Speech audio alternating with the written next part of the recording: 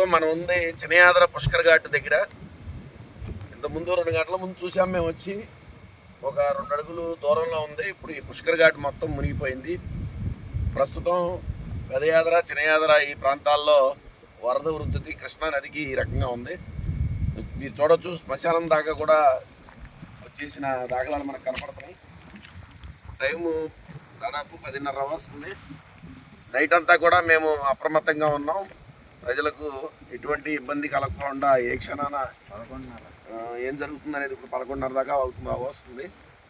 ఏ క్షణానైనా కానీ అప్రమత్తంగా ఉండేందుకు మేము తగు చర్యలు తీసుకోవడానికి సిద్ధంగానే మొత్తం ఊరంతా తిరుగుతున్నాం. ఇంతకుముందు పెదయాదరలో సులేరు దగ్గరికి వెళ్ళి రావడం జరిగింది. అక్కడ కూడా కరకట్టకి ఒక 2 గజాల కిందకు ఉంది. ప్రస్తుతానికైతే ప్రమాదం లేదు.